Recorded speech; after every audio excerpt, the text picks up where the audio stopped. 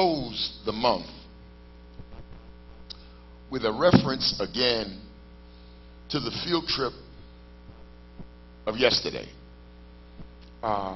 This Museum of the Bible opened in the fall of last year is a curious blend of the academic and the vocational.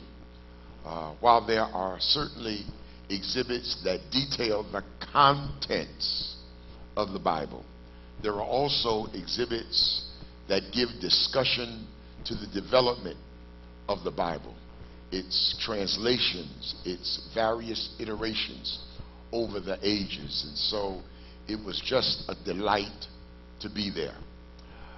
When you get down to the third floor of the museum, the third floor is dedicated to an area that's called the impact of the Bible. Part of the floor describes the impact of the Bible on global affairs and global events. The other portion of the exhibit on that floor discusses the impact of the Bible on America. And it takes a somewhat historical look at how the Bible has influenced and impacted America. There are three particular areas, and actually many more, but three that stood out in my mind. The first had to do with the pioneering development of this country. And it talked about the Great Awakening. There is two sections of history in the annals of the United States. One is called the First Great Awakening. The other is the Second Great Awakening. The First Great Awakening took place from 1735 to 1770. It was marked by the ministry, the preaching ministry of George Whitefield. And the that was the front part of the exhibit. I'm going somewhere. The middle section of the exhibit discussed the dark and tragic era in this country when the Bible was misused and exploited to defend and maintain the institution of slavery in this country. Come on here, somebody. It talked about poor interpretations of biblical passages that was used to make certain folk feel like they were not the equal of everybody else. But God bless your soul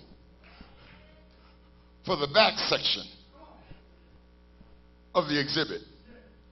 The back section of the exhibit celebrated that 63 years ago, 1955, in a place called Montgomery, in a state called Alabama, a woman by the name of Rosa Parks, who had been standing on her feet all day long, sat down on a bus and refused to get up.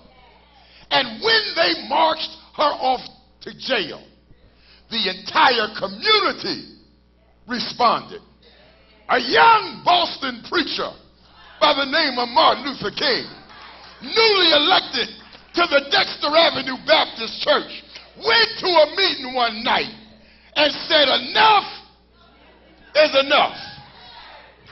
And if we can't be treated fairly, if we can't be treated equally, rather than ride the bus, we will walk to work. Can I talk up in here? But here's what the exhibit reminded us. The exhibit reminded us that it was the contents of the Bible that was the fuel and the encouragement for Martin Luther King Jr. When Martin led the bus boycott of 1955, He quoted from the book of Micah. Let justice roll down like rivers of water. When Martin stood before the crowd and raised the rhetorical question, how long? Not long. He was calling upon the strength and the faith of our forefathers. It was the word of God that engineered our emancipation. Can I talk in here? Yeah! Yes! And so beloved, there is no way we can separate black history from the word of God.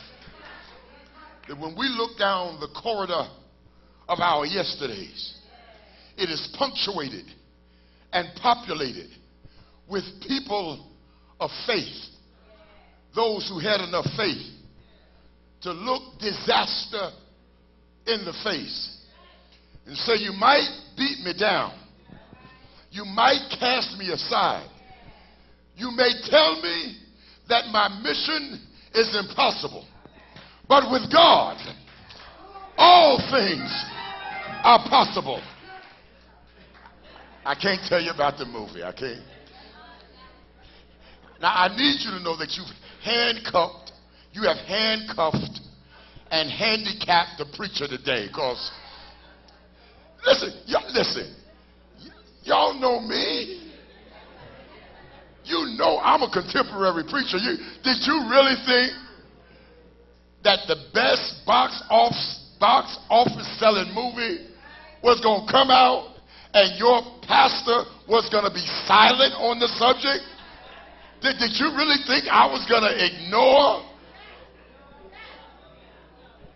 T'Chaka and T'Challa?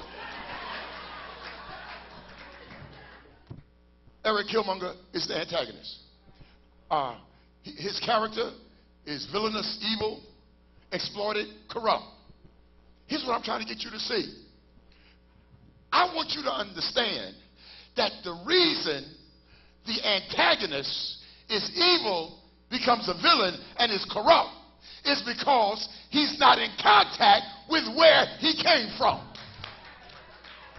And because he does not know where he came from, he's vulnerable to be victimized and become a villain because he does not know where he came from.